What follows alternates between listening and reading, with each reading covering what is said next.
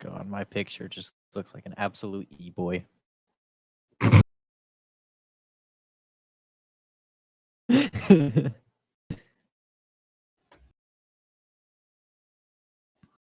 E-boy Carson here to do your music.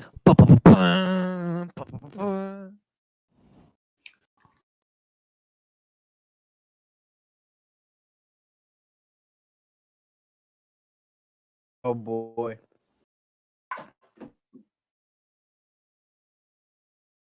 Yeah, it's funny because I was just listening to CE soundtrack. One of the things I wanted to talk about is like which tracks scream the most Halo to everyone.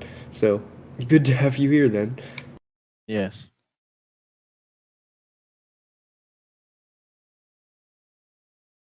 What was it?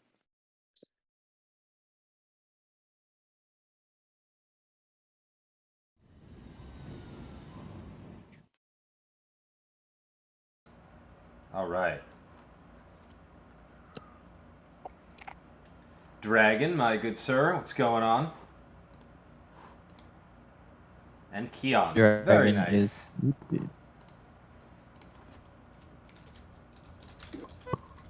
I turned on my video camera, but Tommy would get mad at me. No, dude, turn on your. I mean, unless you're, too pretty to look at right now. No, I'm not. I'm just outside smoking. That's fair. There you go. Ramos, what's up, dude? What's up? All right, if you guys will excuse me for 30 seconds, and then we will get started. I just want to make sure something's in order. 1, No problems. 2, 3. I was going to say, someone make sure you're timing him. I'll watch the clock. Earlier we were having a meeting and Rex had to do something, and he said he'd be back in a few seconds, and it was like an hour later. Time is irrelevant to him, obviously, you know? I've got a friend who'll be like, I'll be back in 10 minutes, and then it'll be 4 days before we see them again. Yeah. It'll be like, sorry, bro, I was in the shower. Yeah, just leave in the middle of a chat for a shower. Yeah, okay. I did Sorry, that bro. right before the stream. Everyone was talking, and I just I set my phone down on the counter and then just muted myself and then took a shower. Like, sorry, bro, I was trying to beat Halo 2 on Legendary. That'd be Keon over there. Hey guys, I know we're live streaming. Are you gonna go play Halo 5? I play multiplayer. No. Campaign, of course. No, I played the campaign once, and that's it. I only play multiplayer and campaign. That's it. Yeah, I played the campaign for Halo 5 once, just to complete it. I've played for it But too. like me, you're a completionist. It's kind of something that has to be done. It's a necessity. Exactly. Yeah, I don't like it at all.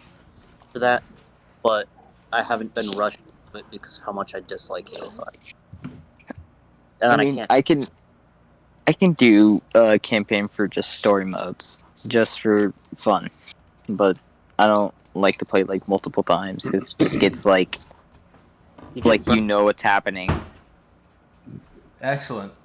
All right, guys. Well, we are live. What's going on, everybody? Welcome to the 0.5 of the first VOD. Technically the second one, but we're going to edit this into the first one as well because our friend I00, welcome, couldn't make it last time. So he's here this time. And we've also got Carson. Carson does music for Halo VFX as well as Halo Follower, and he is also just a composer in general. Is that a fair description? Very fair, yes. Excellent. And Installation 00 is avid Halo YouTuber. If you don't know him, if you don't know him, you should. I think you probably do though. So the man needs no introduction, but we are honored to have him on. We have Shirley, the art director from Project Autumn, which I'm blessed to be part of as well. He is here joining us today. And then the rest of us, myself, Ramos, Dragon, and Keon, are all staff members of the ARC server. And yeah, what's up, guys? What's going on? Hello there. How was everybody's Halloween? Uneventful. Just lazy. Thanks. Dude, the day before Halloween, all the kids were out, which is weird. And then we bought $20 worth of candy for kids, and not a single one showed up. Not one. I'll take it. Yeah, really. Yeah, they moved Halloween this year, didn't you hear? I guess It's a not. day back. Day back. Not only daylight savings time, just day savings time now. Exactly. It's great. It's fantastic. Of course.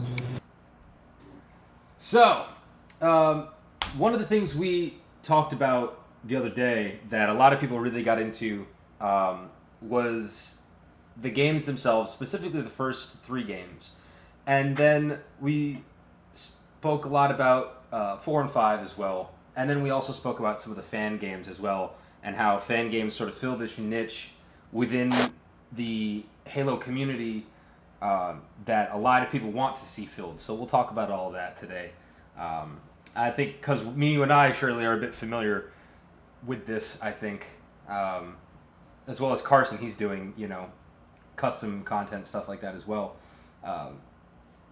There is a lot of Halo universe that has yet to be explored. It's pretty much only focused on Master Chief, save for ODST and Reach, which were great games. But there's a lot that people want to see explored within the Halo universe. Specifically, I know a lot of people want like Sergeant Johnson. They want to see him on Harvest, and a lot of other stuff. So I'm just wondering if you guys have something in particular that maybe you guys want to see explored, either from a fan game or maybe you want 343 to touch on it.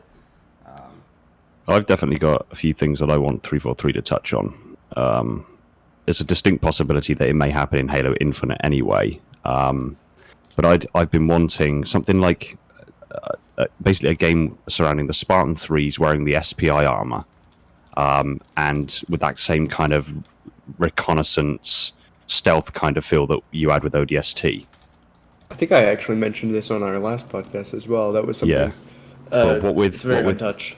I don't know how well versed people are with the new lore that's come out with the new book Shadows of Reach. But with information that's in that, I'm not spoiling much if I say this. The new Gen 3 platform actually has the passive camouflage systems that bear striking resemblance to that of SPI armor. And since Halo Infinite is suggested to be the next 10 years worth of Halo, it's basically going to be a platform for future developments of the game. I'm kind of hoping that we get to use that to its fullest degree at some point in the near future. That would be beautiful. That would absolutely be beautiful. There's one of the things that I would love to see as well. I'm glad that you mentioned that they're doing that, which is really nice that we have this 10 years, if all goes well, 10 years for them to sort of just explore all these different areas, is SPI armor. So I'm glad that'll be in there. Carson, what about you, bro? They need it. I don't know if they have, because I'm going to be honest, I've not read a lot of the books and all that stuff yet, because I have just not gotten around to it. Sure. But they need to do more stuff on Marines, I feel like, because I feel like they're overlooked a lot, and they need to give a little bit more backstory on Marines. I'd agree with that, yeah. So more like a ODST thing, you think? Yeah, something like that. Or like, I don't know if it would make necessarily a good movie, but something where it was like a movie or something that describes it kind of like Forward Unto Dawn a little bit or something. Yeah, if you've ever played Operation Trebuchet, the Arma 3 mod, the sort of like very realistic, gritty Marine kind of combat you get into that would be really cool to see in like an official entry. Not quite as like milsimmy as something like Arma, but you know. Yes. That would absolutely be awesome. Well, that's the thing is, I know there's been talk about doing like a Halo movie for quite a long time now. And there's been so many suggestions about exactly what the Halo movie could entail and what events it could cover. But I think if it was to literally follow like there was talk about of there being like a movie version of Halo CE, what's the point? We've got the game. Why have a movie that just that literally just follows the Chief around doing exactly everything that he did during the events of Halo CE? I'd much prefer a story, like Carson said, that surrounding, say, a small group of Marines, and Chief kind of breezes in and breezes out and just does some epic shit while he's doing it. What's up? Mayhem, welcome. Hey, bud. And yeah, have it done more so that you see Chief as the super soldier he's supposed to be, as opposed to just following him around and it being kind of being desensitized to just how awesome a Spartan really is. Right. And if there's a movie, I mean, there's so much that happens in game that's not in like cutscenes that you'd lose context in, I guess, if they did like a movie over that. Well, Yeah. I assume it would be adapted. I think the idea of following the Marines makes sense because Chief doesn't really make a great film protagonist. Because that's why Forward Unto Dawn isn't told from Chief's perspective. It's told from the Marines' perspective because they're like the actual, hard characters. Chief is a bit harder to put in the spotlight. Whereas if you have him sort of like darting around and just being there, but not the focus, is a lot easier to do and lends itself better to like a film adaptation. Yeah, I tell you what would make a really good like movie with Halo is, so I know the storyline or the suggested storyline for it is massively different to what we got, but the Believe ad campaign that we got, where it was focused on like the Marines and the Battle of Mombasa and actually being on the ground, the Believe Monument, having that explored as a movie would be Sort epic. of this Just like a real gritty, soldier's perspective. This overarching, looming feeling of like awe for Master Chief sort of deal. In the background, that would be awesome. Yeah, have like the movie's sort of final big moment being Chief activating his grenade, as it was suggested to be in the ads, and then cut away to those old guys, the old veterans, reminiscing on it. That would be like, I think that would make a pretty awesome movie. So real quick, just before we go any further, we had Mayhem join us. Mayhem, welcome, brother. Good to see you back. Hi, guys. Mayhem. Thanks for inviting me. Yes, absolutely, bro.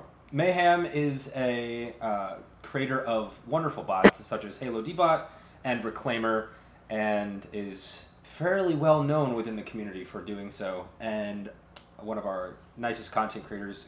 Great to have him on as well. And we got Tom joining us as well. So what's up, dude? Excellent, man. Thanks for the introduction. I appreciate it. Yeah, of course. Yeah. Yeah, that's pretty awesome. So who was all here? I haven't checked out the list here. Gotcha. Yeah, so me, myself, Ramos, Dragon, Keon, and Tom are all staff. Okay. Installation 00, we all know. Yep. Shirley, my buddy, is the art director for Project Autumn. Awesome. And then we got Carson, who makes wonderful music and works with Halo VFX and is also working with Halo Follower. Oh, cool.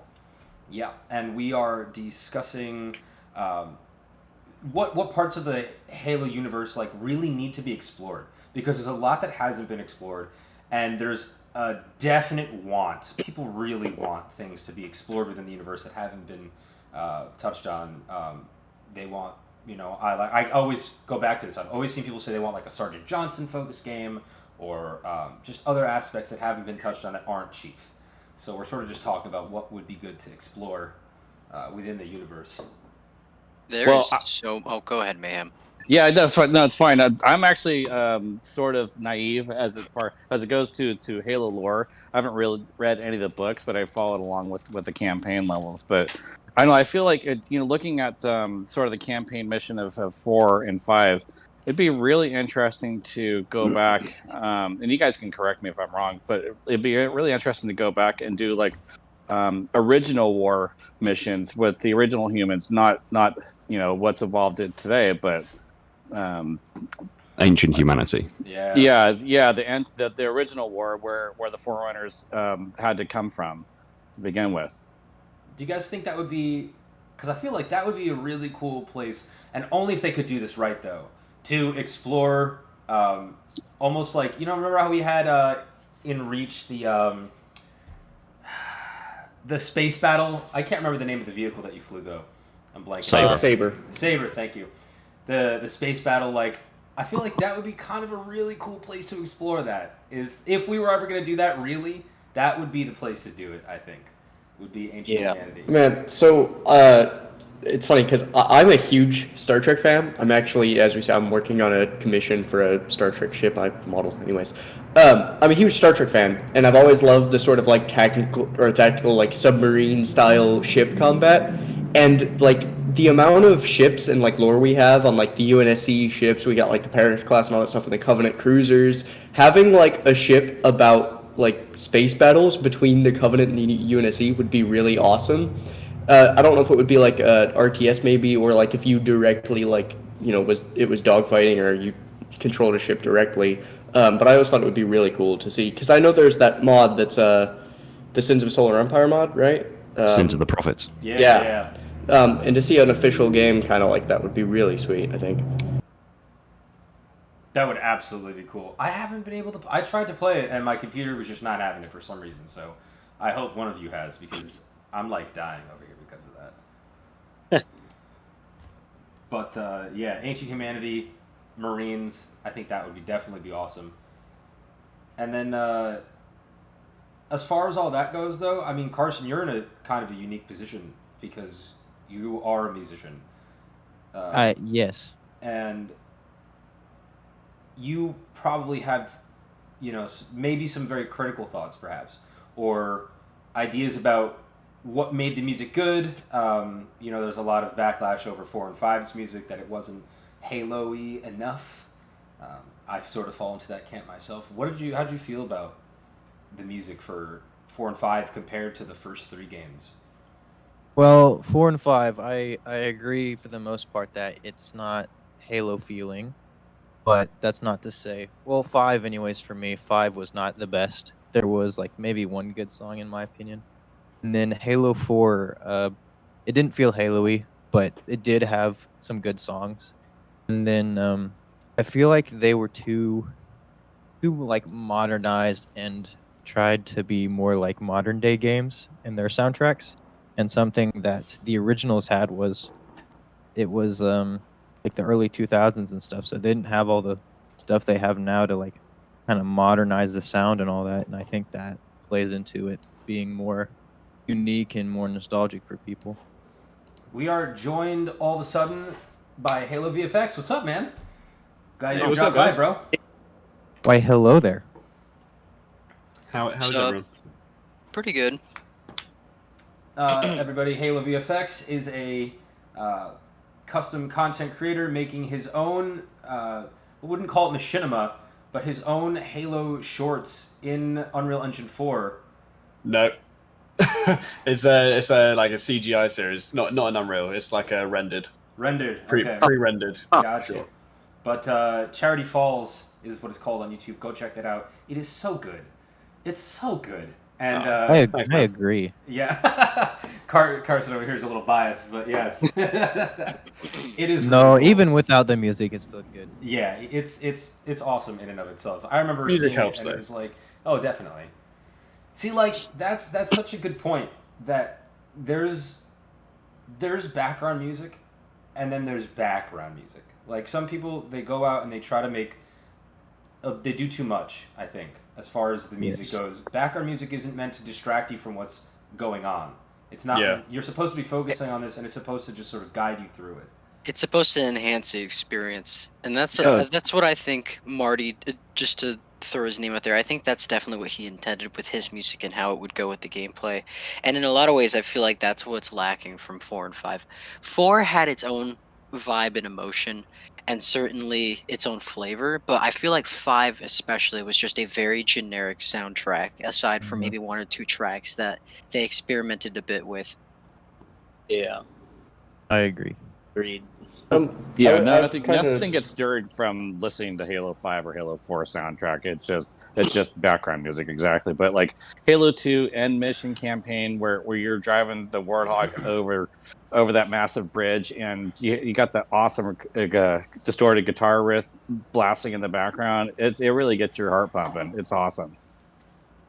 Yeah, see, and that's what I'm saying. I would hesitate to call Marty's soundtracks for the original trilogy anything close to background music, because like they kind of steal the focus real hard in some parts, but I think that's Oh, they kind do. of the point. Like, they're supposed to hit you hard and be like, oh yeah, it's time to kick Covenant ass right now. It's like, I'm pumped up, let's go.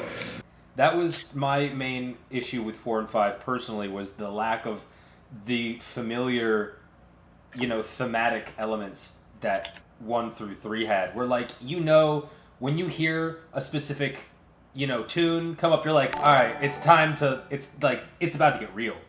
Like, it's Yeah. about to go down. Like, oh, like, bro, like, this is the moment where you're supposed to be sad. And because it happens, a good leitmotif does that. It consistently plays at the same sorts of moments to embed that feeling within you when it's playing. And then to just, like, rip it out, like, all of it. Nothing against Kazuma. It was just, like, it was just such a hard 180 from what we were so familiar with. To just not have it was like, oh my god, just like, where'd Halo go?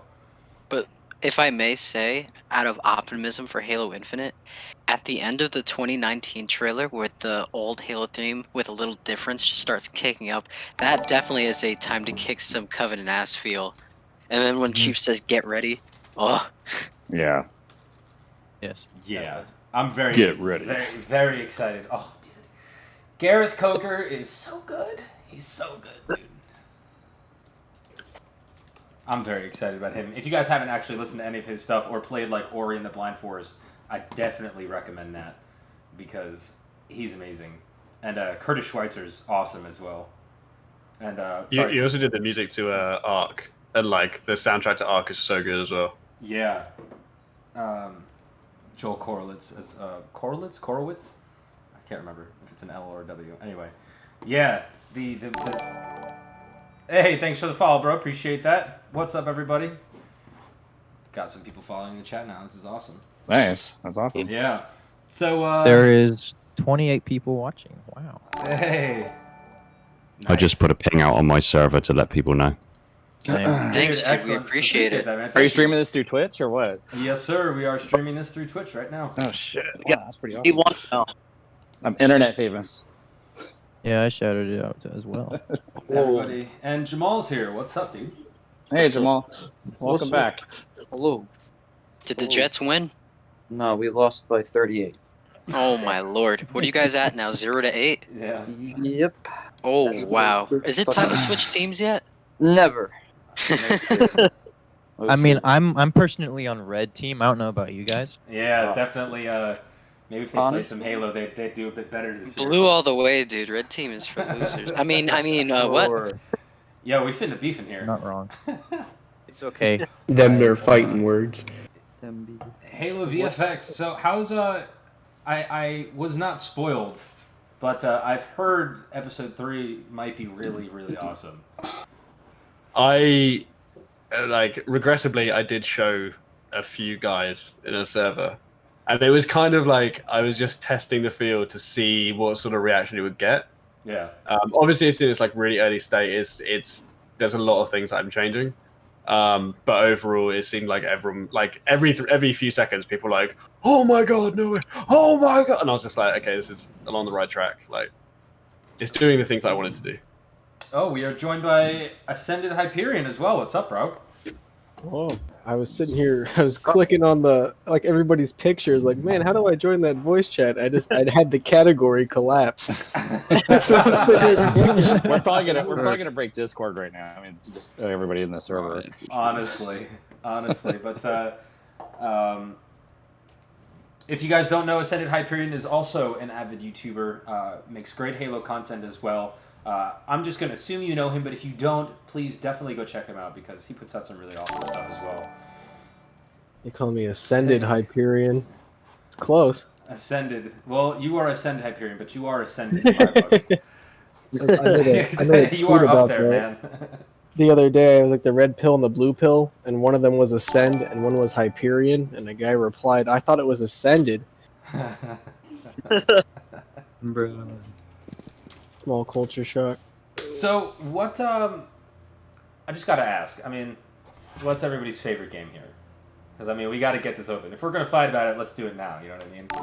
Are we Time to talking duke it about, out. are we Yeah. talking about Master Chief main games or just All of them. Let's do Master Chief main games definitely. Campaign, Halo 2, multiplayer, Halo 3. All right, I could- I dig that. Halo CE all around. Oh, for Oh no. See, that's bold. That's a Yeah. Yeah. Don't make me choose. two campaign, and it has to be two campaign. You can't get around that. no, Two Halo's, campaign in a lot of ways. Besides the book, is what made the story. Halo 3's campaign was pretty good as well, but Yeah. definitely Halo 2 and CE are top tier. Multiplayer. It's If you guys are gonna pick something for campaign other than CE, I'm okay with 2. That's fair. Yeah, I'd Two. say 3 Yeah. multiplayer, but I'm gonna say CE multiplayer, sorry, campaign, 2 soundtrack, and 2 multiplayer. 2 soundtrack for sure. I totally agree Yeah, with that. if you could take the 2 Yeah. soundtrack and put it on CE, that would have been Oh nice. man. that would be great. Installation I feel like modules. that. I feel like the Don't different make me like choose. vibes Too close. of CE and 2 don't really fit the different soundtracks.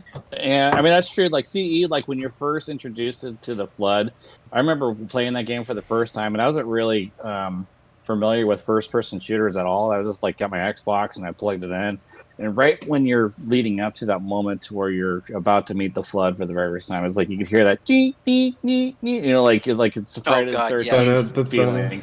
I can feel like the butterflies building in my stomach. Like, what the heck is about to happen? That was a pretty awesome sound effect soundtrack. I remember. I Yep. remember Go on, man. Go on. when I think about it. I think Halo 1 and 2. Halo 1 and 2 are the only Halo games that I went into completely blind, I think, in Halo 4 as well. And when as like maybe 7 or 9, when I finally got my hands on CE playing that for the first time, that was a trip. Especially when the Flood came in. That was terrifying. We got some people out here saying Combat Evolved, ODST. Our resident lore master coming out with the very controversial position and saying Halo Spartan Strike. Thank you. Wow. Thank you. What a great I think I'm gonna have to change my answer. Yeah. But I think a lot of people upset because I absolutely cannot stand Halo CE. I am not. Oh gonna man. say my You All disgust these me. all these years later, I just recently replayed the campaign for a video, and each mission I was like, God, when will this be over? How dare I you? played it so many Dragged times now. on, It's like, man. oh my god, it's just so like, I love it, but I'm a bit biased, I think, because my first was I'll pick 3 for story, I think, but 2 for multiplayer because Halo 2 multiplayer was the first real multiplayer game I played, and I have such good memories of that. So like, I'm really like I'm so biased for that, man. Like super bouncing and like the first modded maps that came out. And the I trash, spent and the so trash many talk. hours super bouncing. Oh, dude, it was so good. So many people don't know what that is. It's really like all the old heads. Like you're either like 30 and up, or you just don't know what it was. I've known a clan that was specifically designed to go around and find super bounces. I learned glitches from those guys. It was pretty awesome. You can just figure out a super bounce mid game. Yup. Just hit by hitting the select button. You can see like You see all the triangles. Yeah, you can see the Yeah. Yup. the polygram tears. Yeah, and that would be the perfect spot for it. Yup. Anyone here original Halo Wars they like or nah? Yeah, I liked Halo Wars 2. Halo Wars 1. 1 is on my I like them both, but I like, get top wrecked. favorite. There you go. Yeah. I get destroyed. Halo Wars for me is the most difficult Halo campaign ever. I can't do anything beyond normal. Seriously, It's I'm the that- same way. It's that evac mission, man, that is impossible. Oh, God, dude, that the mission. evac mission. Oh, bro. Was that the one where you had to like destroy the gun things? No, Like those big turns? there's the 3 civilian ships that are Yeah, trying to the leave. Yeah, this is shit, like dude, level it's 4 like, or oh my 5. god, it's so That's much more real because you're trying to obviously help Save the evac. everyone. Yeah, and to just like watch and be like, oh no, like the ship was destroyed. And you just like zoom over and just like, oh, like I just killed all those civilians. Like, oh shit. I recently started replaying, or actually I should say playing, because I never beat Halo Wars. I started playing that. That mission was the most difficult for me so far. COVID ended up happening. I'm like, well, the world's ending, so I might as well finish 5 in Wars. I liked Halo Wars 1. I couldn't get into Halo Wars 2. It kind of changed too much. Yeah. it changed a lot of things that I liked about Halo Wars 1, which not to say it's a bad game, it just didn't hit the same moniker for me. Yeah. So I made the watched all the mistake. cutscenes. I made the mistake of watching all the cutscenes, saying, "Oh, I'm never gonna take the time to buy this," and then I ended up getting Game Pass, and I'm like, "Well, now I don't have any. Now I don't have any reason to play it." That's for sure. No. But I agree. think- I missed my chance to play on Game Pass, and I really should have.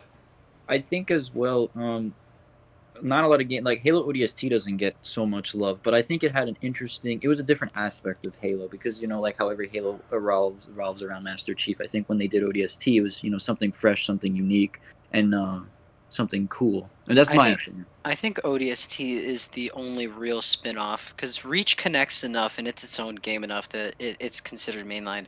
ODST, I wouldn't. 100%. Oh, you wouldn't? You wouldn't consider Reach its own game? Simply for gameplay reasons, compared to the original trilogy, I would call it a spin-off. But once Halo 4 just brought that gameplay into the mainline, I guess it counts mainline now. But like, when it came out, I was like, oh, this isn't like traditional Halo. This is clearly a spin-off. Yeah. It had such a noir feeling to it. Yeah, the tone and the visuals and like this jazzy, beautiful. I remember sitting there with a friend when it came out. I think we were like 15, and we're sitting there playing it, and we were just like literally looked at each other and was like, "This is the greatest soundtrack so far that's come out for any of the Halo games." It was so good. Ooh, I actually have to take back what I said before. ODST's soundtrack is my favorite. Two's a close second. Imagine doing ODST music or something. Because that's another one where I recently replayed, right? Actually, for the first time, so I got it on PC, which was the first time I've played it since the game was new, right? And it was weird to me. Like I felt like as I was listening to the ODST soundtrack, there's a lot of parts and small snippets where you can hear what eventually became the Destiny soundtrack. Like you can hear some of that instrumentation and some of those really key notes and rhythms kind of shine through. I have to find the track. There's a couple tracks in the ODST campaign that sound like they're about to lead right into Destiny 1's OST. Yeah. Do you Thought about that. Do you guys Halo VFX and Carson? I mean, you guys. Well, first off, I mean, how'd you guys meet? Have you guys been working together long, or was this more of a recent thing with you guys? A few months. Yeah, a few months. So I did episode 1 just entirely by myself, and then episode 2. I don't know where Carson found me. I don't know where you messaged me. I think you messaged me on Instagram or something. Yeah. And then I had a bunch of people message me on Instagram after episode 1, being like, "Oh, I do music. Can I help?" And I was pretty against having any sort of music in the series because I was kind of just I just want to have complete control over all the audio, all the visuals, everything, just because it's easier for me to understand how it's all going to go together. But then Carson, I think you did a little sort of test or something. I was just like, this could work because it's very ambience.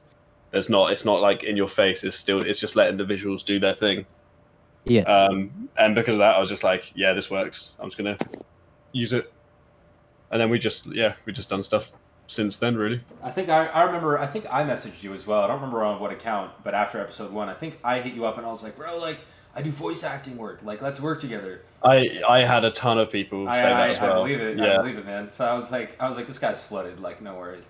Yeah. I mean, well, at the time, everyone who asked me for voice acting, I just said no to just because I didn't want to have any voices at all. Oh, sure. And it was only up until episode 3, and only because I kind of worked out the sort of story, and I was like, it kind of makes sense to have some talking here. Right. And then Halo follower put me in touch with a voice actor that he's working with. Nice. And I basically said to him look, I want this character. Can you give me an example of how it would sound? He went away for 5-10 minutes, came back, and it was perfect. And I was just like, oh shit.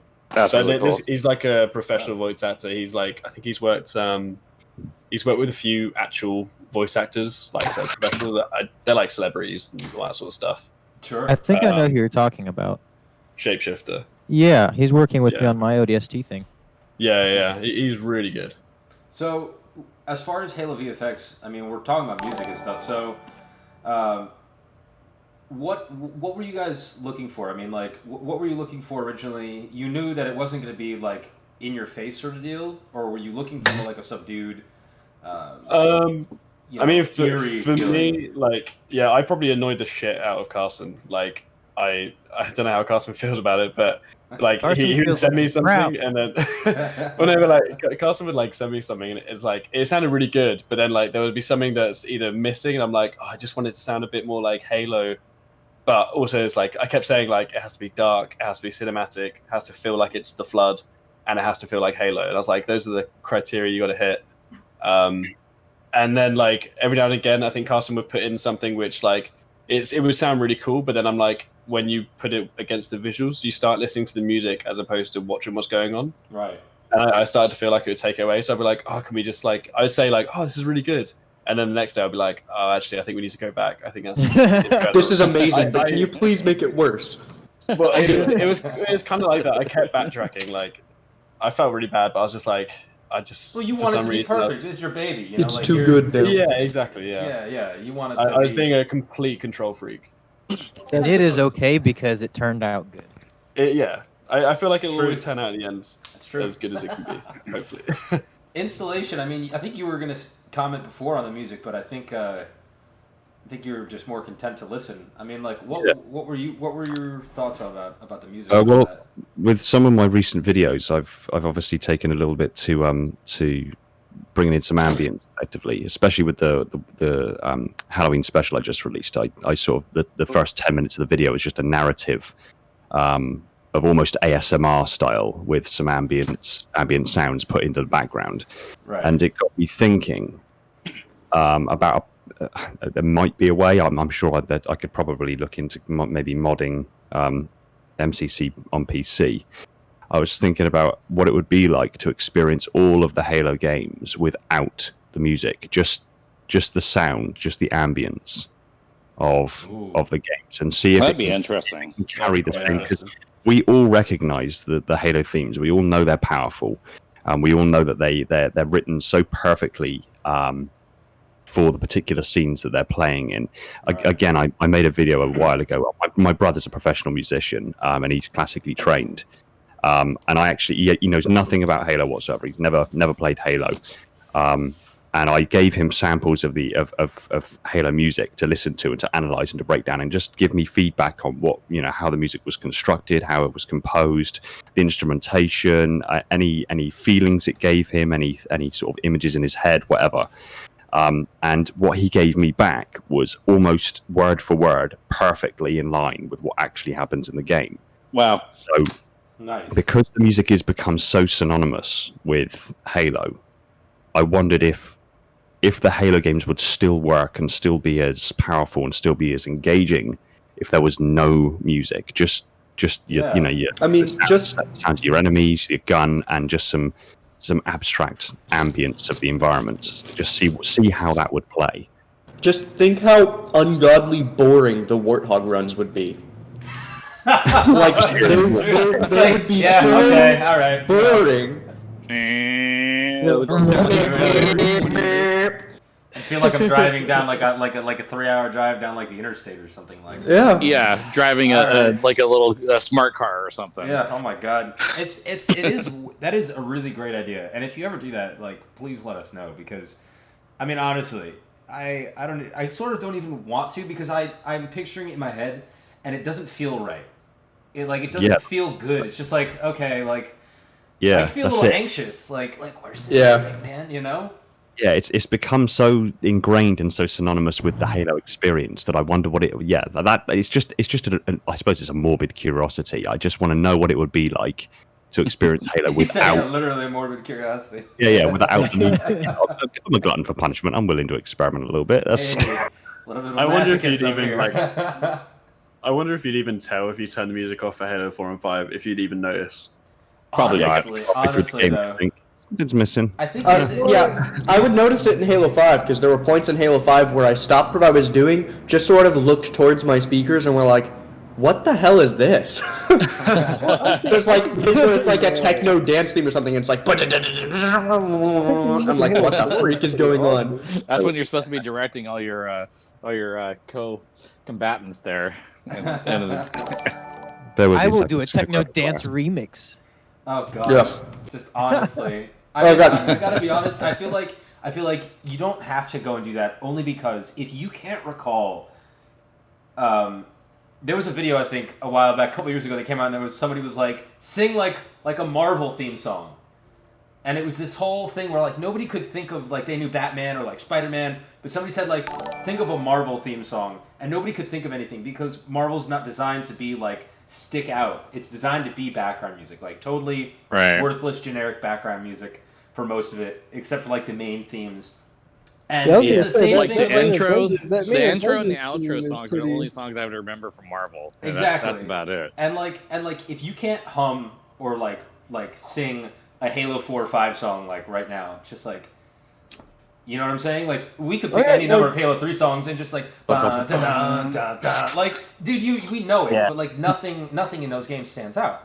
And I think that's fair to say there's a reason for that. Maybe? I don't think that's true at all. I think Halo 4 has several very standout tracks. Not all of them are bad. You're right. Like Green and Blue, I think is a great example, right? For this 117 is pretty standout. Yeah. With 117 is good, Insider being on with Halo 4 right now, Halo 4 is constantly playing, and it for me is really hearing that main menu theme again is a real kickback. Yeah. The main menu theme and 117, I think, are the two that I would call. And it's the one that's kind of I feel like it's a violin or one of those kind of like wood string instruments, right? That's the da-na-na. Like it's I want to say it's Green and Blue, that it's the song. It's really airy and kind of sad, right? It's really reflective of, I think, a different value of emotion. It's like for me, it contrasts Halo 3 pretty heavily because Halo 3 is like the same rhythm over and over again.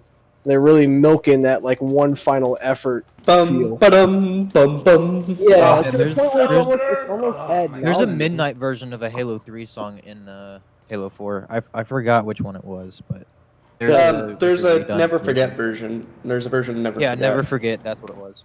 Yeah, Ooh, going back and having access to Halo 4 again really reminded me that I agree when I first played it, 8 some years ago, I wasn't that blown away, but now all this time later, like as an adult, like I have a new appreciation for the music, right? It hits differently. I can really feel like emotion conveyed for the theme. It's a different type of emotion, which I think is what people kind of get shied away from, is that it's not what they're used to hearing, but I still think it's impactful for what it's doing. Do you guys think that we've gotten 3 tracks from Infinite so far, and I'm gonna be entirely honest. When I first heard the Set a Fire in Your Heart, I didn't like anything about it, but I think that's just because I was a little irked by the monologue, so I didn't pay attention to the music. But upon re-listening, it's amazing. So we've gotten these 3 songs from these 3 different composers, and all of them are fantastic. All of them are amazing. But Through the Trees is better. Yeah, it's So good. I love Set a Fire in Your Heart. It's really good. Yeah, I think that's one of the strongest ones so far to me. It's the call and answer in that song is amazing. The evil calling in it, and the hope and heroism responding and overpowering it. It's so good. Yeah, my favorite little part in that is that it kind of has that, I can't describe it because I'm not a musician, right? But it has that theme that keeps coming back, that dun dun, that really ominous sound that weaves its way in and out. Yes, and it gets a little quieter, and then it just crescendos back into the heroic sort of thing. Yeah, it's amazing. So okay, no, hold on. Somebody has just said in chat something I've been sitting here wanting to say since basically the start. So I had a question for everyone, and that was, what like classic motif from the original trilogy would you bring back that hasn't seen use in 4 and 5 that they could use in Infinite and you would just instantly be like, oh man, Halo's back? And for me, it's the opening to Truth and Reconciliation suite from CE, which somebody just mentioned in chat, where it's like ba ba ba ba ba ba ba. Yeah. Like that bit just, I don't even think it's like, it might be in Halo 2 or 3 like a little bit, but that comes in at so many points in CE that just like got established as Halo for me, and it's not seen a lot of use. And man, if they brought that back in Infinite, I would just be so happy. That would be pretty amazing. Said it gives him a power trip. Yeah. For me, it would have to be, the it's really simple. The loading screen of Halo CE, where it's Yes. just literally the single note for the monk chant, and then it harmonizes, and Yep. it brings in some low bass, and then the game starts, and you get that really deep rumble. Just put that in Yeah. somewhere where we go into maybe like a some sort of ancient temple or something. Just put that in the background, just softly playing as you walk into it. That would be That would be great. Honestly, anything that is a remake or envisioning of the first game's soundtrack would probably do it, and I think that's what they're probably going to go for. Let's I would petition say for me to be hired, and I will do all this. I Will mean, it do. might be a little late As for long that, as but sure. I will spearhead that campaign if I get early access to the So soundtrack. you got 9 signatures right now. Yeah, I would seriously. say Yeah. that's We all need gonna- free copies. I mean, what? Can they just use Never Surrender or whatever it is from Halo 2 that's like the dance theme with Cortana talking over it? Oh. I need that back, thanks.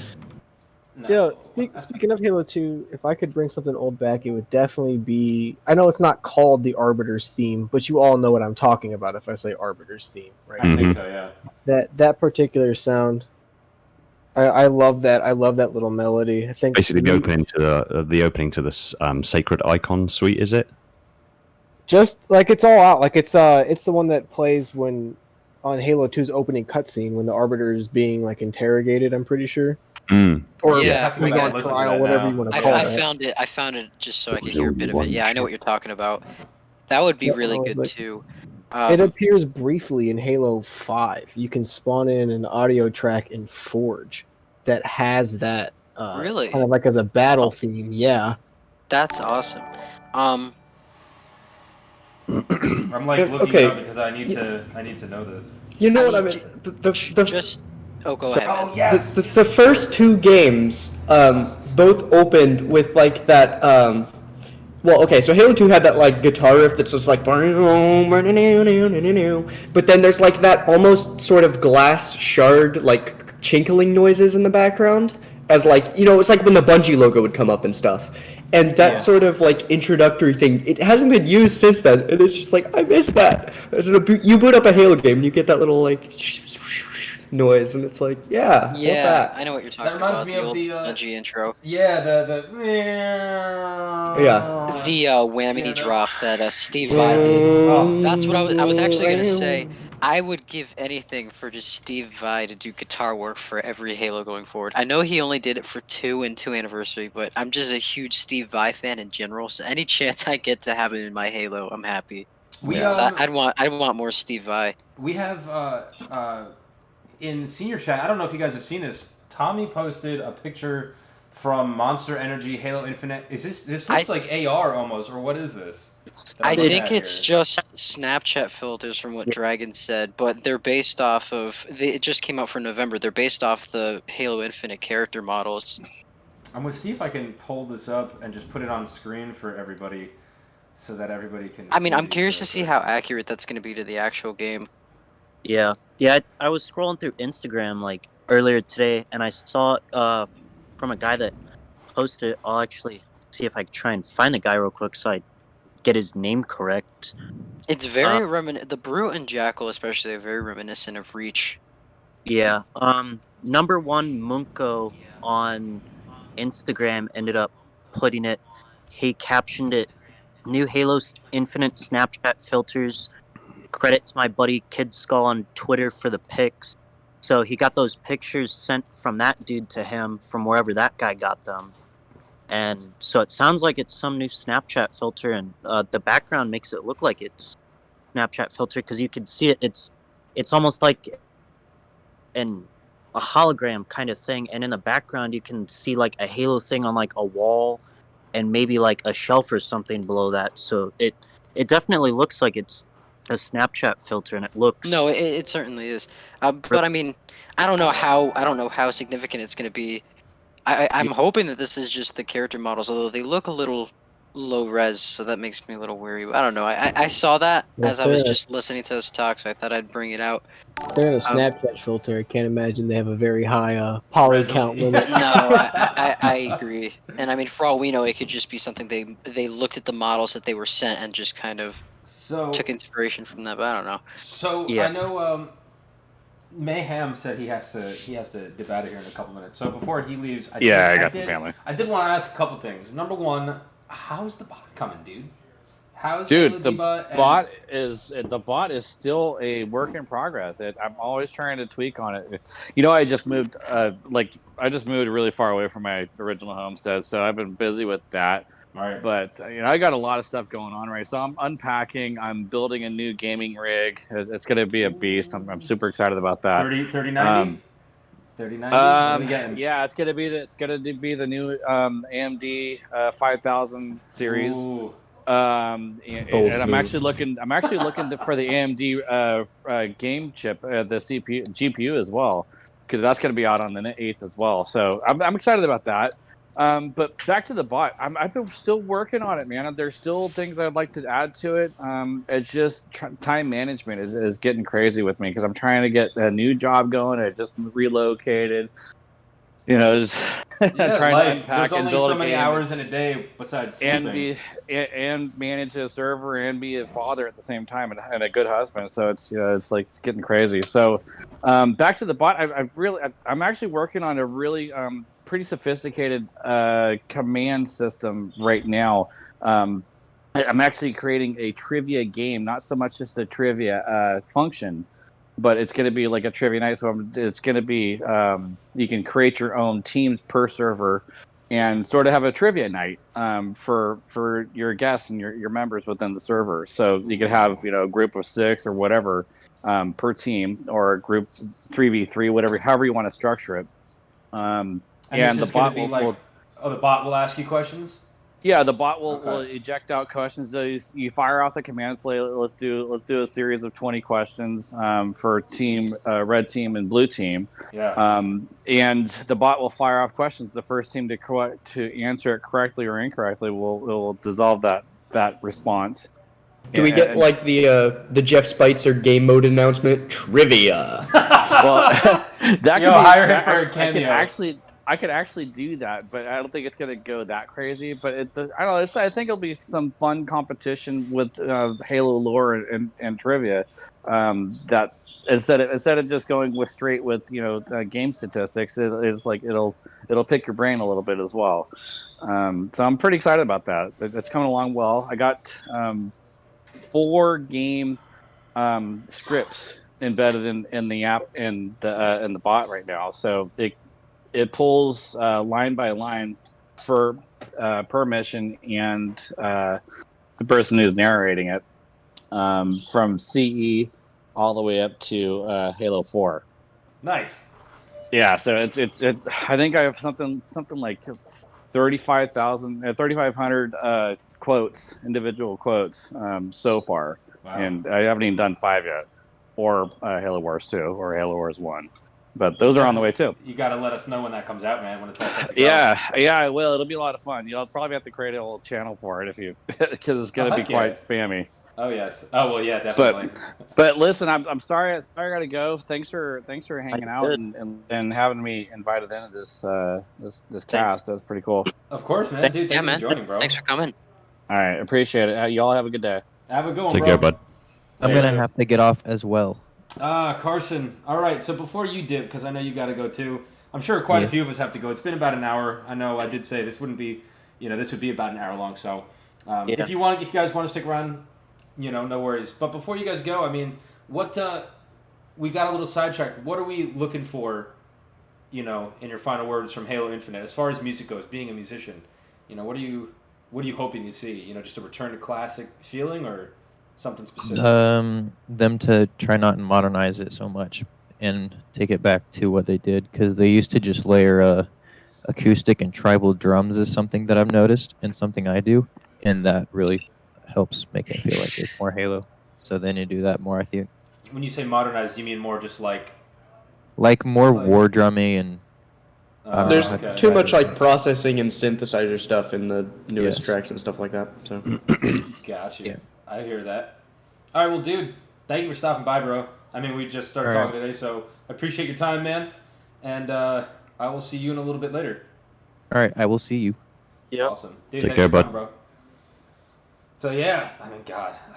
See, now I just want to go listen to Infinite music. So I actually have something interesting. Well, there's two things I want to address about Infinite. Or kind of just in general where the soundtrack has gone, and it's actually just sound design overall. Everyone knows the weapons 343 like goes out and records them and stuff, and they sound very different compared to like classic Halo weaponry and that kind of thing. Everything in Halo 5 and 4 just kind of like thumps and pews, and that's about it. But a lot of like Halo CE, Halo 2, and Halo 3's weapon sounds were all stock sounds. Like, there's a ton of stock sound effects in the original trilogy. So I guess that's like why 343 is gone. They've started, because their big budget title is using stock sound effects is kind of like, I don't know, it feels like cheating, I guess. So they've tried to like make them all from scratch, but they just don't carry across the same tone. But it's like you can see why they're doing it. It's just oof, I watched a pretty interesting video the other day about how much because you brought this up, right? About how the sounds nowadays are recorded live or based on X thing.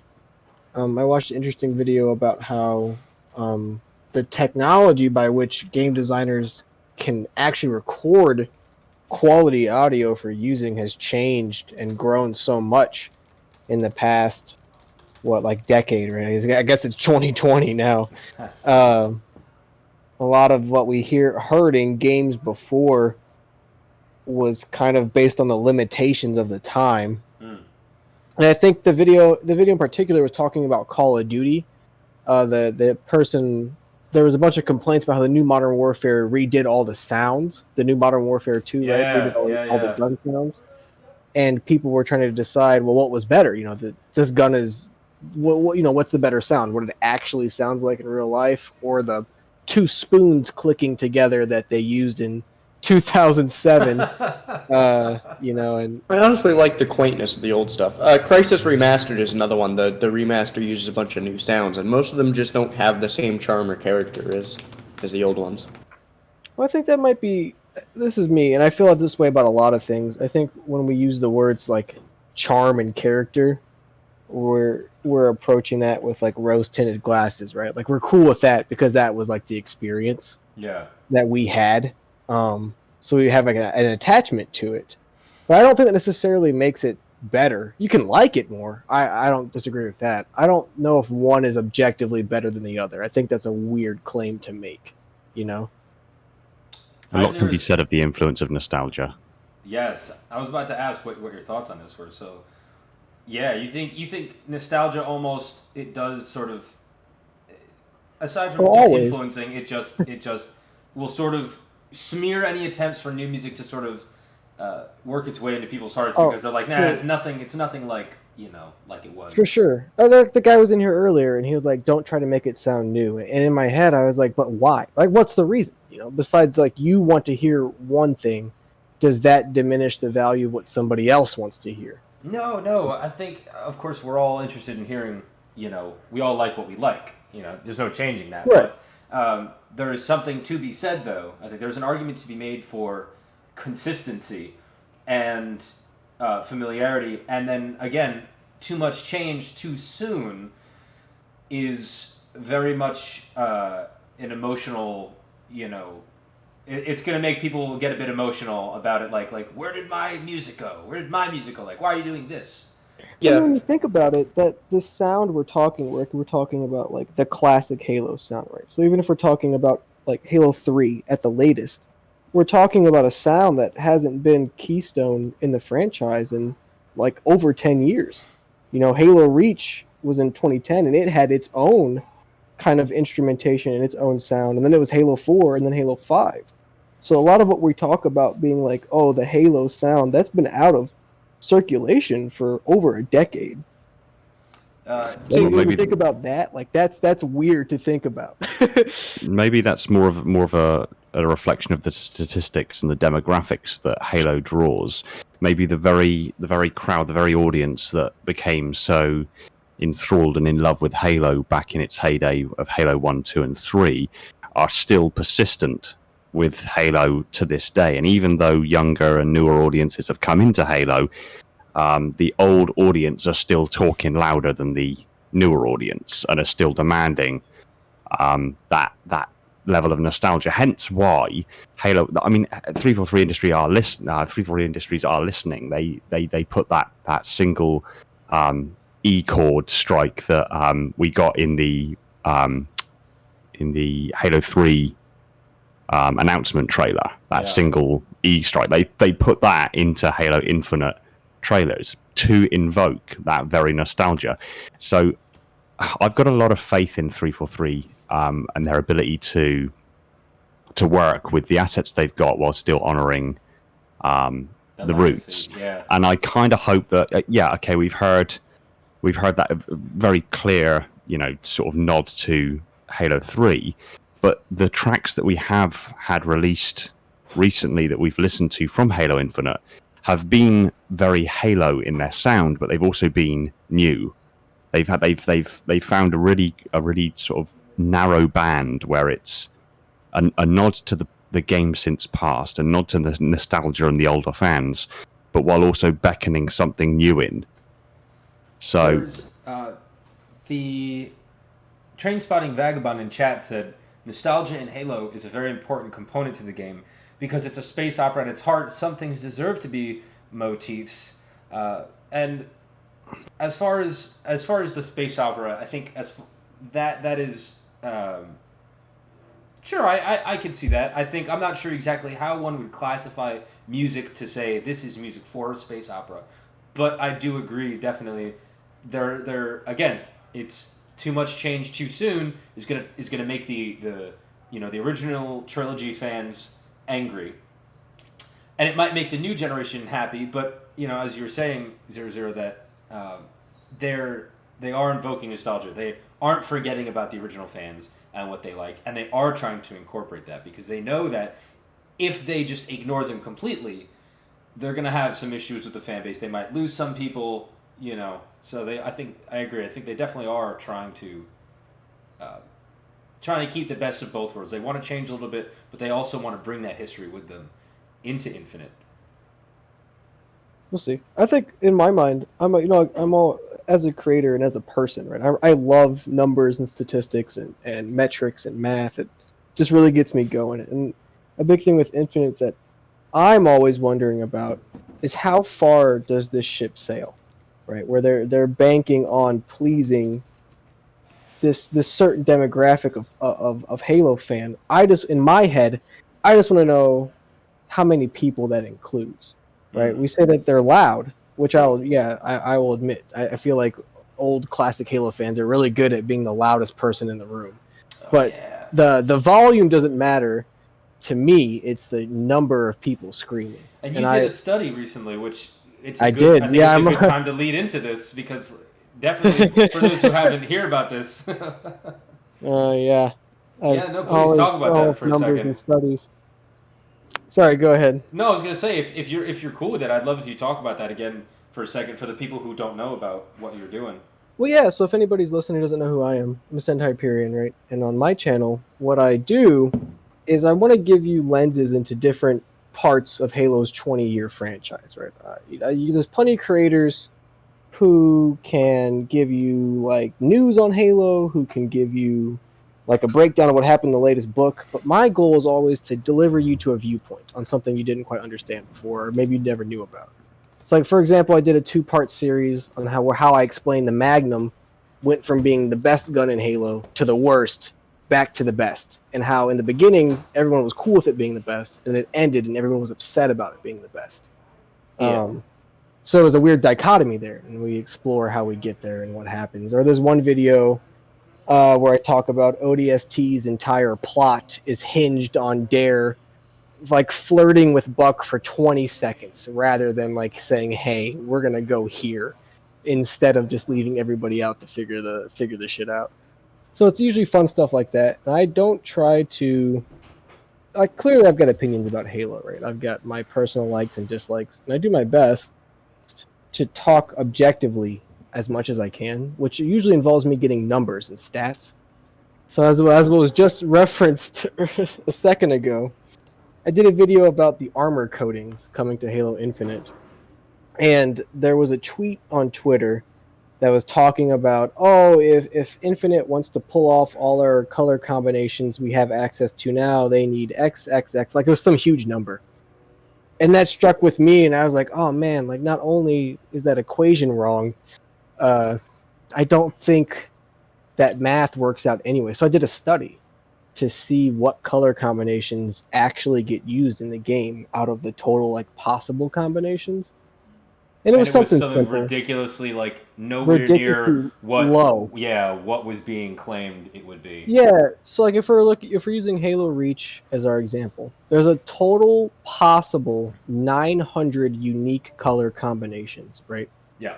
And I did the study, and it was two simple questions. I said, what's your primary color? What's your secondary color? I got the numbers back, and several hundred votes later, and half a day later, the people who had participated had only managed to pull off a little under 17% of the total possible combos. Yeah. And there was a crazy disparity. There was like black was what 30% of players selected. There were only 4 dominant secondary colors. Jeez. So it was interesting stuff for me because I was like, man, I figured there'd be a trend, but I mean, it was dominant. People kept saying, oh, your sample size. And I was like, yeah, it doesn't matter because the Steel controlled the vote 1 hour in and then 7 hours in. That's a strong trend, right? That it would take direct interference. Dang edgelords. Yeah, like Gotta have their black Spartans. So I shared the information and I put it in a video, and it was to reassure people that, hey, I know you're worried about not being able to have your color combo, but chances are you will, because it doesn't take 900, it takes 150. And that's easier to put into a game than 900 codings. And then people flipped the script on me. They were pissed. They're like, why would you say that? What about my color combination? And you're just defending The thing is, 343. from a technical side, 343 has tried to pass it off as if it is impossible for them to make these different patterns like color changeable. And as the art director on a fan game, working on an armor customization system, whose original plan was to have skins for each armor that would dictate where the colors went, but still allowed you to choose the colors. The only limitation is that it gets quite difficult to go above 3 colors on the armor, and you can still have things like a separate visor color and a different light color or maybe a different undersuit color, but above 3 colors on the armor itself, it gets really difficult to mask off.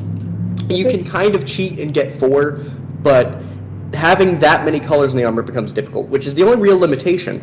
But the question is, who actually wants to have more than 4 colors on their armor at any given time? Is that a thing people actually want? Well, I talked in the video towards the end. I was like, so colors is something people are really upset about. And in the end, I was like, oh, when I think about it, when we talk about, oh man, my colors, that's like, we're thinking old. Right, this coding system offers options that we didn't have before, and I kind of explored. I was like, we're worried about whether or not I can be fucking pink and purple, but the potentially in the future, my options expand out to, oh man, my armor set is full on haunted, or I can have gritty armor or clean armor. And there's plenty of people who say stuff like, oh, why don't they do this or why don't they do that? Why don't they do that? Shit, I don't know. Nobody knows. All these YouTube creators, we all have ideas on what we think's happening, but no one knows the answer except for 343. So all I'm saying, wondering about what we don't know. All I'm saying is that claiming that their coding system is such an advanced technique that it's not possible to allow players to change their colors with the codings is completely and utterly false, because I can sit down right now and do it in Unreal Engine 4. You can do the same thing in pretty much any engine you care about. You can do it in Blender alone. It's not that difficult to have mask. Like I said, it's just goes above 4 colors. It's possible. It's very easily doable. Don't get me wrong. Can you point me to where they said it's impossible?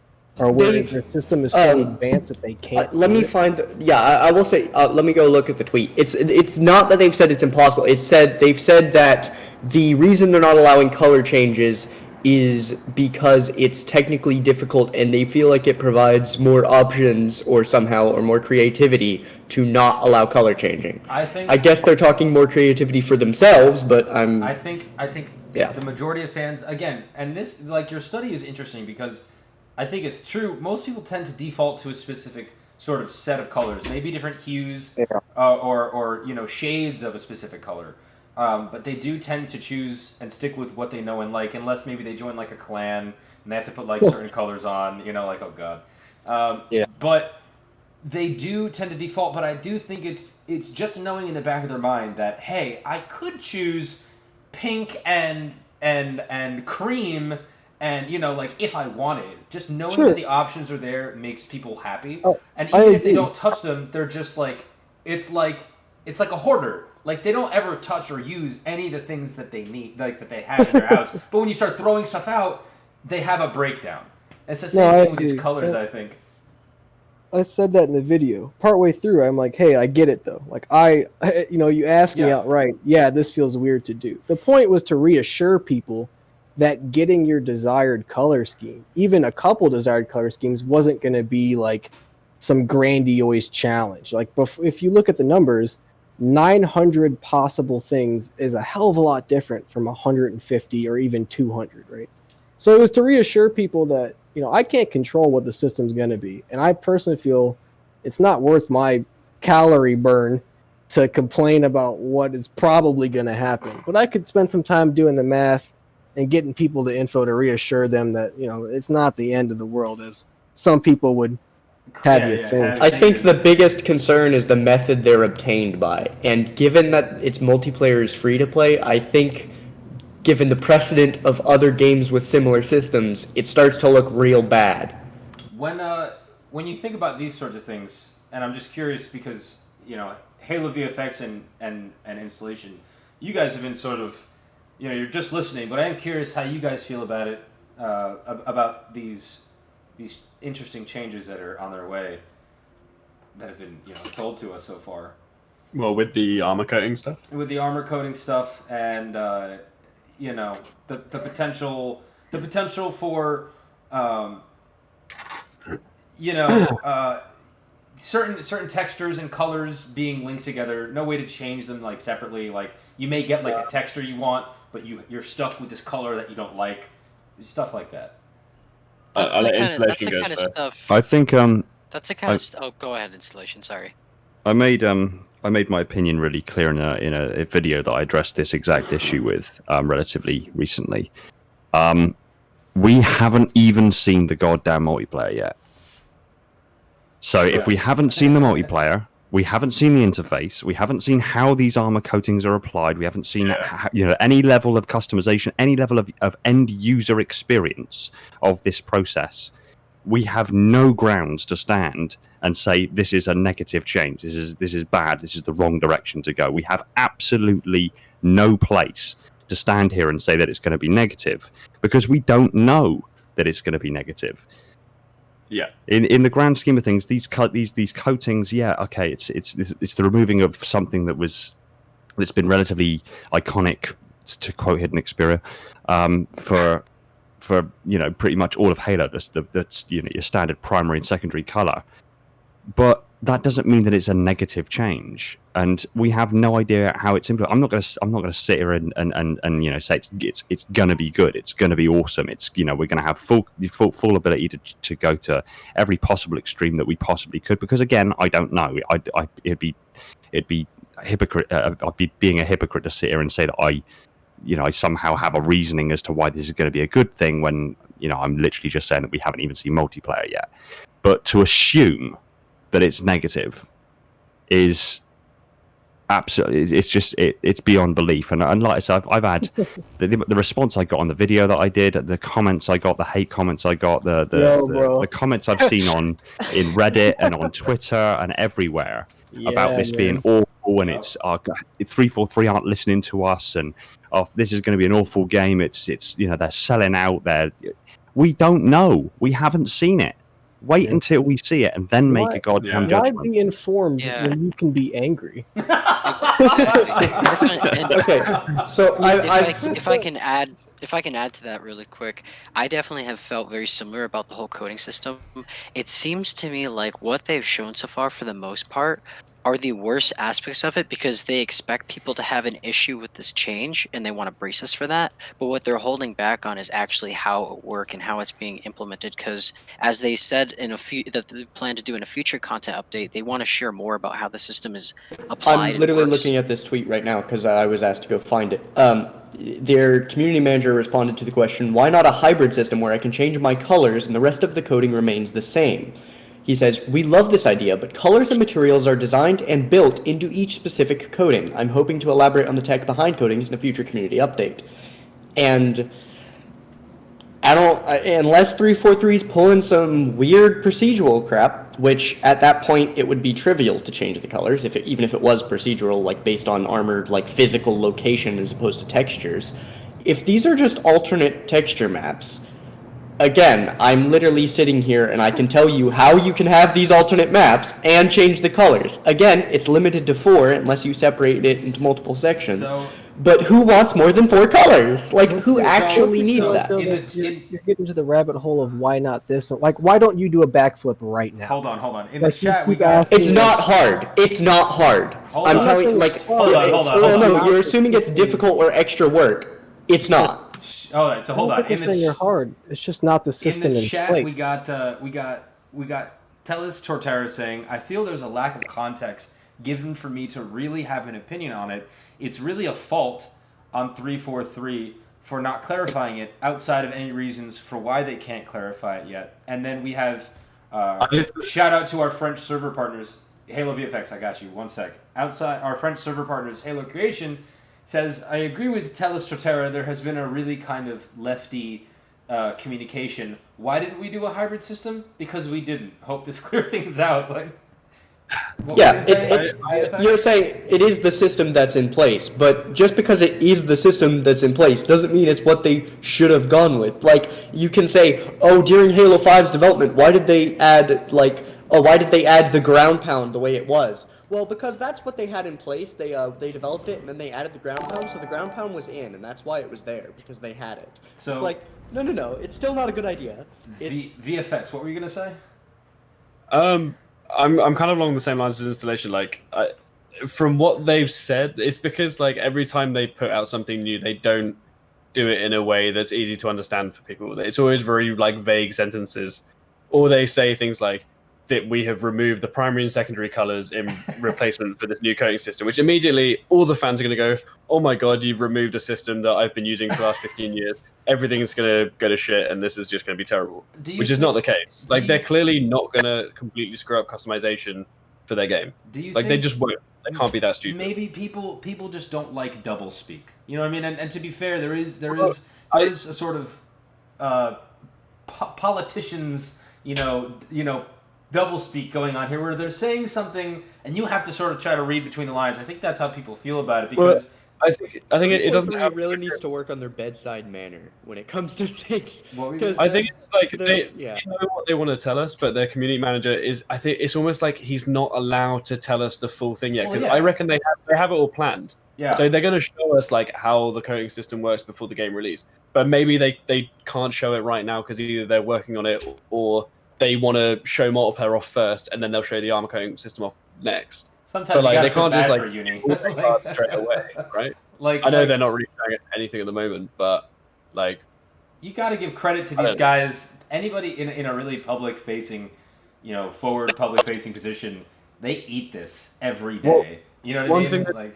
One thing that doesn't help is like I know like we obviously have like some big YouTube and stuff like in the server and everything, but it doesn't help because whenever a tweet comes out from like the community manager and stuff, all the YouTubers jump on it, and immediately if they have like a negative view, that's what their video shows. It's like, oh, this is terrible. And if they have like 100,000 subs, Halo is dead. It's just like, exactly, oh my god, like, he just said it. He's not having a good day. Exactly, but that could literally sway like 500,000 people's opinions on Halo. Which is really bad. Like, I think all YouTube should be completely impartial. They should have their opinion, but also be like, I think it's bad, but at the same time, let's not say it's bad yet because we don't know.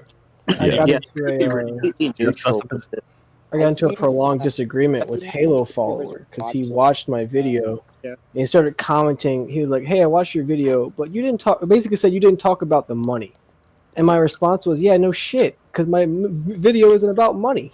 It's about numbers and like probability of a coding. So he talked about it. He talked about my video in one of his own, and I responded. I was like, "Hey, dude, if you're gonna talk about my video, actually talk about the topic. Stop using my information to further your weird opinion." I was like, "Y'all, the difference between me and you is that I did a study and I did math and I got answers for what I wanted to talk about. You are just taking pot shots at what you think this is gonna be like, right?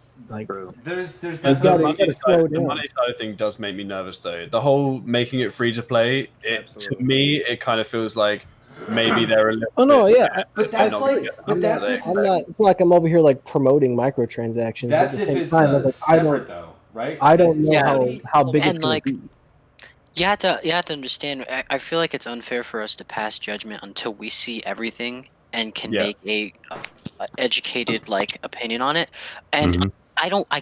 I can't completely blame 343 or Microsoft for making these decisions because they're just following the trends of like AAA games right now. Well, did There are you? so many. But they shouldn't do you- that, right? Isn't that like, yeah, but like that's the thing. I think people don't like Halo's been a flagship franchise. It set the bar for multiplayer. When Halo 2 came out, even CE arguably, but like when 2 came out, this was the multiplayer game. You know what I mean? This said clans and friends and competitive esports. This is like that's where it started. Like even Call of Duty didn't hold a candle. At the same Like, time, don't do that. I agree, but at the same time, sets trends, not follows them. Well, here's Yeah, the thing. yeah, I don't but- think- yeah. the issue with that I feel is that yes, that was Halo at one point, but gaming and what that genre of entertainment is completely different from what it was 20 years ago. Yes, I And agree. and Halo hasn't been a trendsetter in the better part of A decade in more now, than 10 almost. Yeah, years. because And they've spent like their time following trends instead of doing Well, new no, ideas. it's and not- I'm not it's not dis- about I'm not trends. disagreeing. I'm not disagreeing with you when you say Game- that, but I'm just saying that's not what Halo is anymore. And like we either have to accept it and take what they make as just art and like what they want to make, or we have to just fight it and not play the game. You I know? think there's a but difference. that's- Like, it's not at a point. It's not chasing trends. I think what the gaming industry is just fundamentally different now. Like chasing trends is like adding fucking anime girl skins to your game, right?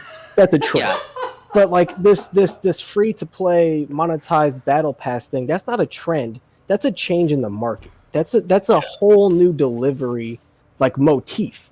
And that's what this new generation of gamers has come up on and is now like expecting. I have a question for you Okay, guys because there was a part real quick. There was a part of I think it was the Waypoint update on the codings when it first came out.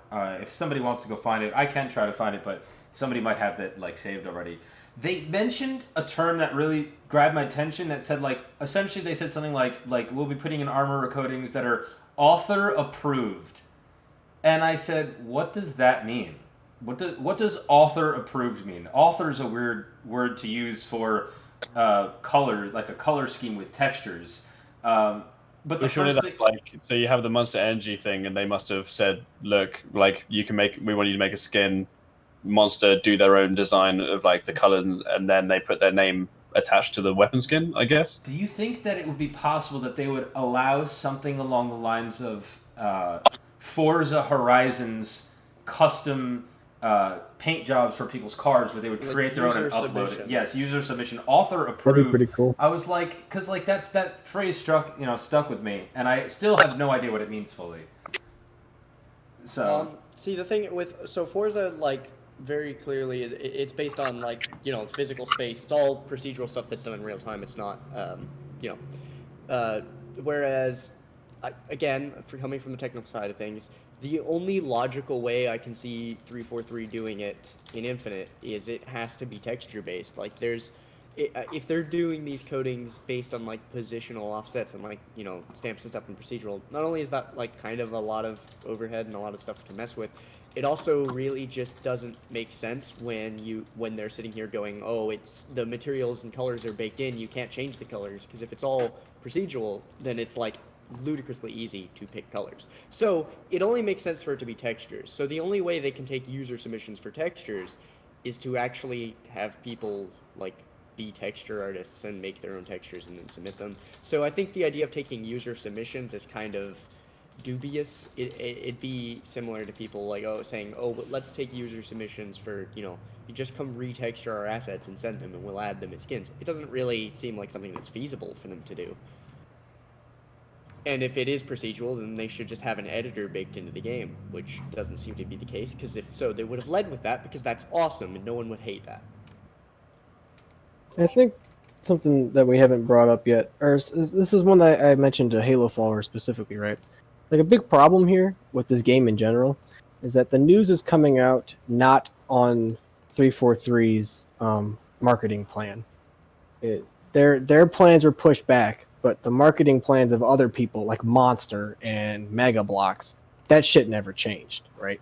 Yeah. So we're getting all this information on their timetable, and it's out of sync and out of frame with what I'm sure 343 wanted to show us when they wanted to show it. And I don't think they're not showing anything just to like mess with us. Right. I'm sure there's some director of marketing or some team that decides how those triggers get pulled and who the targets are. Do you think maybe? I think the community, perhaps, a lot of the comments in the chat. Which, by the way, what's up, everybody? Thanks again for following, everybody. I hope all of you are enjoying this. A lot of them are saying that just in general, communication has been lacking, which I suppose we agree. If there is some sort of marketing manager dictating what gets published and what information comes out, he's definitely, in my opinion, my personal opinion, I think there are better ways to go about it. I think one of the coolest things that ever happened for Halo 4 was the glyph thing. These little cryptic messages that got scattered around the internet. People had to go change hashes into hex codes and just all sorts of wild stuff. And it kept the community on its toes, and people always came out in the end with more information about the game that was coming out.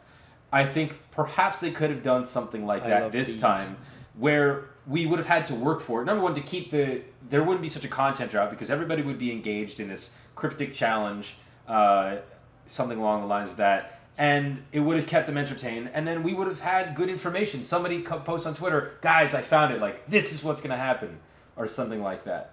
I think definitely are other ways to communicate with the community about how things are going out, rather than just saying super vague doublespeak or nothing at all.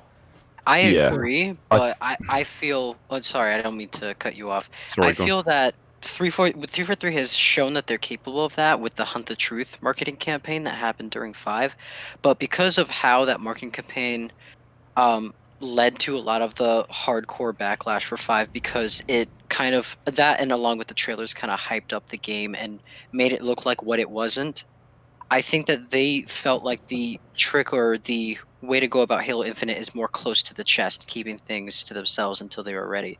Yeah, so we were talking about... Sorry, we were talking about the other day how 343 likes to overseer from feedback they get. And now that you're saying it, I just kind of feel like Halo... 343 is oversteered from Halo 5. It was oh, you overhyped it, it made it look better than it was, and you didn't live up to it. And now 343 is just going out of their way to make the game look as bad as possible before it comes out. So that way everyone's actually surprised when it's... Oh, jeez. 0-0. Oh, God, that'd be bad. What were you going to say, Zero? I was just going to say, we've got to bear in mind that obviously this COVID situation at the moment is going to be having an effect on the development of the game. Developing a game is not an easy process at all, and it depends extremely... Gamers are wrong about how easy it is to make a game.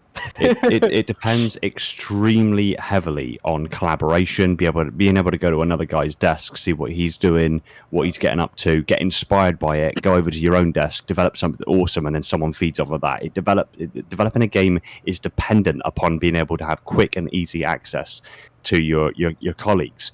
COVID is pushed this situation onto people where it's in 343's case that they're not able to work in close proximity to each other. That slowed everything down, which means that any problems that have cropped up, like the reception of the art style that we saw in the gameplay trailer and how people weren't very keen on it, any changes they may have wanted to implement then would have been slowed down immensely by the fact that they can't work with each other in close proximity. And on top of that, it's it's really difficult to develop and to deliver a game that's supposed to be, industry leading. It's supposed to be the sort of the crown stone, so to speak, of Microsoft and the Xbox console. It's really difficult to deliver a game that's trend setting when the fans are demanding that we remain with a recipe that was in place 10, 15, and in some cases 20 years ago. You can't develop a trend setting game if you're working on the recipe of a game 15 years ago. Yeah, true. And to add on to that, I was actually talking to 1343 guy a while back. I'll keep his name disclosed and everything, so no one like wants to Spam message him. him. But I'd been talking to him, and at the time, he said that they were working out of like their homes. They had like their setups in their houses and all of that for some of the various departments, so that way they weren't getting in proximity to each other and possibly like either getting COVID or spreading it to like a fellow coworker and stuff. So that's put like a big dent on things because they've had to like delay meetings and like all of this other shit just so that way like they're not spreading the COVID or whatever. So it's definitely made a big impact with how this Infinite's rolling out. And then if you I take, hate to cut in, but I have to biggity bounce. Oh, I got you, bro. Biggity bounce. Thank you for Let's steal having me that. on. It was cool Dude, talking to people. In here. Ascend Hyperion, bro. Thank you for being here. Somebody asked for your YouTube link earlier, so I posted that for you. But check them out, everybody. Ascend Hyperion. Ascend If you Hyperion. find somebody else looking for Ascend Hyperion that isn't me, I need to find out because I don't know what else you would find with these two random ass words put together. Would you just use like a random like generator? You're just like, all right, here's one word. That's it. This is it. This is it, guys. Like, Guaranteed original gamer tag. Alrighty, y'all. Take it easy. dude, thanks for coming, Take man. care, Catch bud. you soon. See you, dude. Just to add on to what Installation was saying about like the COVID stuff, I've spoken to a few of the animators at 343 who are like on Infinite at the moment, and like they said, like obviously COVID does impact a little bit, but it seems like everything was kind of going as normal. It seems like they adapted quite well, and Microsoft kind of took care of them quite well. So for me, I can't. Apart from maybe it might impact the marketing side of things a little bit more because maybe like strategizing over VPNs and stuff is a little bit slower. Yeah. But in terms of like making the game finished, I can't imagine it would impact too much. Mm. Like I Out of mean, all we're the doing things- film, and I assume the industry's fairly similar, and we adapted to working from home probably over a weekend.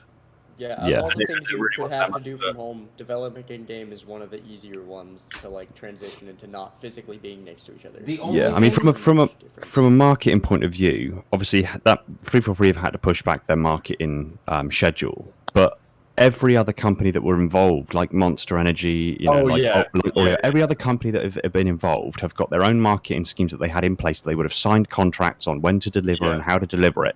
They would have all experienced the same kind of impacts that COVID has had on everyone. And coming back from that, they'd be thinking, well, we still need to make this money. We still need to make profit. We still need to, we still need to get this product and this project out of the way so we can bring in the new one. So all of the affiliates that they've been working with for the marketing they're pretty are much going to be tied in. going ahead with their own schedule. So they're gonna keep to the original schedule. They're gonna release stuff, and the problem then is that the information we're getting about Halo Infinite is second and third hand, rather than coming from the source. I think Halo Creation, Tepic Fett, he's running the account right now. What's up, dude? He says many software development companies did not have the infrastructure to make remote work possible, such as many resources and assets were bound to the internal network, and there was nothing like VPNs or things of that nature to make home development possible. I agree with that. And also to add to that, one of the only other things I could think of is that once people work from home, obviously that's a change in and of itself. It's a shift of work environment and your daily routine. You don't have to commute and so on and so forth. But also, if you have a family now you're at work and you're in the middle of a Zoom call, and like we've all seen, your kid wanders in or your significant other forgets to put clothes on or something, and you're like, okay, so all sorts of family things at home could be distracting them a little bit. But I agree. I think it shouldn't have been too much of a difficult process, aside from maybe waiting for a large file to upload, or maybe the email server is not working properly and you don't get something as soon as you could. But overall, I agree. I think it shouldn't be too bad. If we can make fan games, out here, there's nothing to say with their resources that they shouldn't be able to set things up properly. I think installation makes kind of the best point about that. It's like all the marketing stuff they're pretty much tied to those dates. Unless Monster Energy came back and they were like, okay, yeah, we get it. COVID's affected you guys. We're going to move our stuff back a month. But chances are they won't. They just want their money back. Right. So I reckon the marketing side of things probably took the biggest hit. And that's why we're getting such a weird kind of slither of information every 2 weeks from a toy that someone found in Best Buy. See, but a lot of these things I don't feel like are time-sensitive announcements, and it's not like they're things that 343 isn't ready to announce. Like, even if they want to just, if the coding system doesn't work right now, theoretically, if they can't show us the coding system, or the coding system, because it's not finished, they can still describe what their plans are for the coding system, especially if they've already, put out all this promotional material to third-party companies and stuff. There's no reason they should need to delay all of that explanation and announcement just because development is behind. It's not. I do wonder why they don't just show us how the coding system works. We've seen the result. Yeah. Why don't they just show us the system, and then we can give feedback and say whether we like it or not, and what's wrong, and how we'd make it, or we might just love it and be like, "This is perfect." We got exactly. It all wrong. That's the problem we're having, is that we're receiving this information through words, basically through text. How many times have you sent a text or you received a text on your phone and you've read it and you thought, well, why are they being like that with me? Why are they taking that tone with me? But then when you actually talk to them, they're like, oh no, I didn't mean it like that at all. Yeah. The interpretation of a written word can be taken massively out of context just based on your own perceptions. Until such time as we actually see what the multiplayer is like and what the coding system is like, we're not going to have any real concept of exactly what's going on, and we're just then basing what coding systems are going to be like with the reveals that we're getting from the affiliates of the marketing campaigns, like with Monster and their armor coating and weapon coatings and the written words. Did you see what they said in the description for one of the Monster Energy things, where it said it was describing the skin, and they said, oh, this is a skin that you can put on your next loadout in Infinite. And then immediately everyone's like, oh my god, there's loadouts in Infinite. It's like, no, that could just be a word they're using to describe. Yeah. Exactly. A loadout could just be your weapon you have in your hand. It's not, you're going to now have loadouts in Infinite. But then everyone blew it up and they were like, okay, there's going to be loadouts, great, this is going to be terrible. To me, it's just like, oh my god, you're taking this way out of context. See, the thing is with coding is 343 has officially, addressed it. And barring some just catastrophic breakdown of communication that just absolutely does not convey anything at all, they have said there is no player choosable colors outside of the codings. And there, in my opinion, is absolutely no legitimate justification for that. The only reason to not allow people to choose their colors is, I think it was the Halo Cat earlier said in chat, it feels like they're trying to justify some sort of Destiny Eververse style system with the codings. They're adding more things for players to need to unlock, whether it be through grinding or whether it be through microtransactions. I can't think of a legitimate reason where they would just be prohibited or restricted from being able to allow color choices, even if they're outside of the coding system. There's just no reason, none, other than business. Do you think they feel threatened, 343, with all the negative feedback they might get back for releasing more content? And maybe I reckon it's definitely halted them from giving away a lot of information, because they're just every single thing they put out, it's just getting slammed, even if it could be everyone's just no, this is terrible, it's not what we want, when it could be great. So I reckon they're just there's no point. At the end of the day, they are a business. They have to make money. Yeah, we play games for leisure, but they're a business. They have to make money.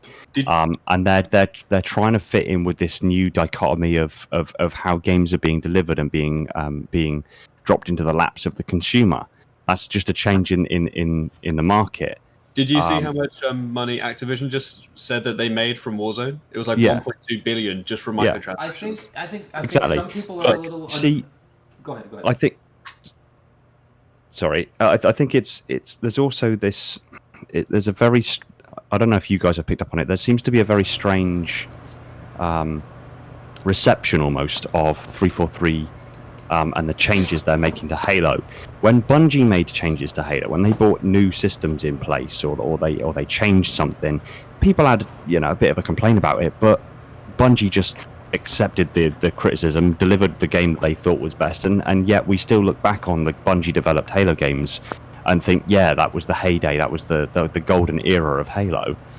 Now it's passed over to 343 Industries. It seems that no matter what 343 do, somebody is going to complain about it, and they go on and on and on about it and blow it up to a point where I'm not surprised that 343 don't want to share information. I think one of the things, two things. I think one, that people really know that Bungie really loved making Halo. They know, we all know Bungie really did love making Halo. They had their issues and stuff during, the creation, but they really did just set out to make, a game that they really liked playing. I think numerous people have said in different ways the same thing, which was, we wanted to make a game that we loved first, and then we released it to you guys. And I really got that feeling from them. 343, I think a lot of people there do really want to make it, but I personally feel more of a business mindset behind the creation and the release of the games. And then the second thing is that while they're saying this talk of shipping campaign and story separate, campaign and multiplayer separate, is to me, that's just a no-go. Do it the same way that it's always been. Don't make us buy the game for $65 or $70, whatever it's going to be now. The same way that it's always been. We get campaign, we get multiplayer. If you want to make money, give me a season pass. Fine, a season pass is something I could deal with, but just don't lock everything behind. Don't ship me multiplayer for free and then put microtransactions in. I'd rather buy a season pass and earn everything by grinding and playing and having a good time, rather than having to spend $10 for a rare weapon skin when I paid $30 for a battle pass, something like that. If only we could go back to the days of just paying for the game and then paying 10 quid for a DLC pack. Seriously, man, dude, when Halo 2 came out, bro, and they released 3 different DLCs with 3 maps each time, Gemini and Relic and all these different maps that were coming out. It was so good, dude. It was so much fun. They're looking at it now. I want to address chat real quick, because Halo Korea and Halo Cat just said basically exactly what I have to say about it, is that Bungie mostly added features on top of existing ones. The only times they ever really removed things were basically in Reach, and again, as I saw it, Reach was a separate game. It was a side project as opposed to mainline. Whereas 343 likes to remove things and tear out the foundation and completely replace it with things that perhaps don't work as well. And that kind of replacing things instead of actually having a direct progression where one game is straight up just kind of an improvement over the previous one. It's just the previous one with new things, as opposed to, hi, we've changed the entire franchise again. So that's a fair comment, yeah.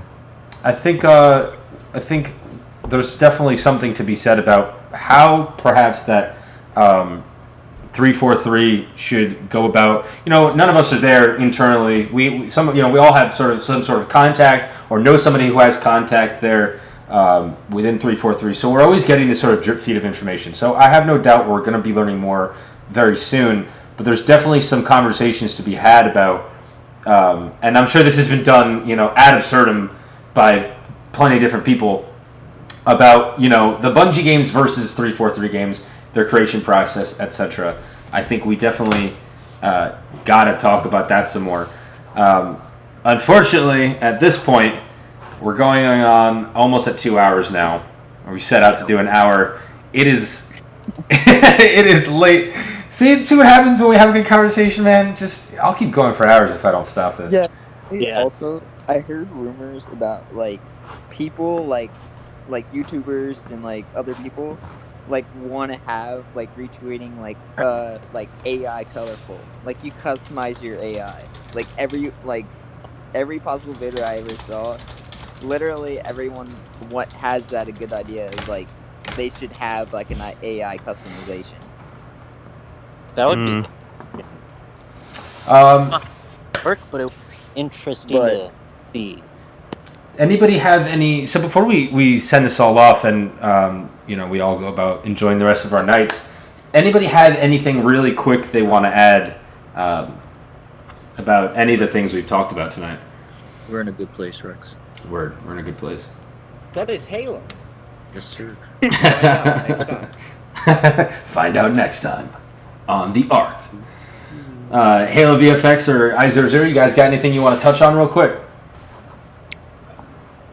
Nope, not off the bat. To be fair, that's to be fair. I think we definitely. I just hope everyone just like calms down with the 343 hating, and just kind of holds back their opinions. We want them. I think we all want them to be like to take up the mantle in a good way.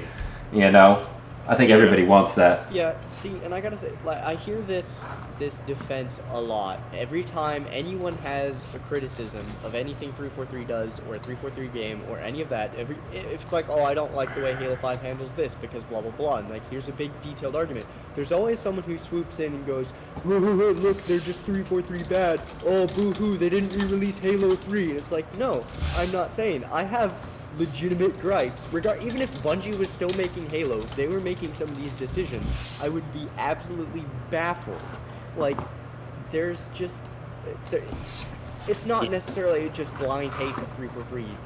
A lot of the decisions and a lot of the changes that they're making aren't being received well because they're not good decisions and they're not good changes. That's the difference between like 343 and Bungie. Like thinking on that with like these differences things.